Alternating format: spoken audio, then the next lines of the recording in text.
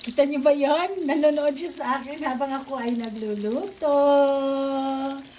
Kala niya siguro hindi ko siya bibidyohan, no? So, ito yung ating breading. Yan, favorite niya yan. Yan.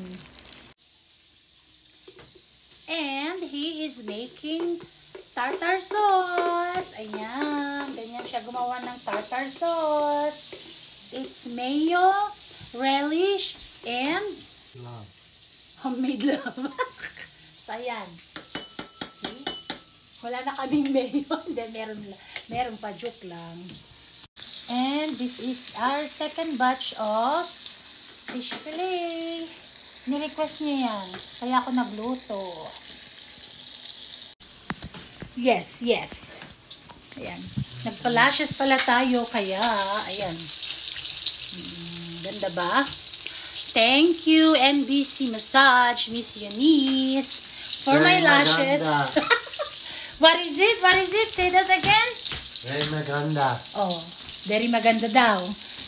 Batiin niyo naman siya. Galing niya magtagalog. Charot lang. Ayan. At inantay na lang natin yung ating tater tots. Tapos pwede nang kumain si Mr. Slama. Lasing na yan, guys. Ito, yung ginawa ni Miro na tartar sauce. Tapos na. At saka yung ating fish fillet. Ayan. So, pwede nang kumain ng ating Mr. Slamo. Ayan. Kumain na kasi mga bata. Kaya kaming dalawa na lang yung kakain. And he is Dobrokut. Ayan na siya, guys. Kumakain na. Say Dobrokut. Bakit? Dobrokut, good night. Ding, ding, ding, ding, ding, ding, ding. Yummy. Yummy?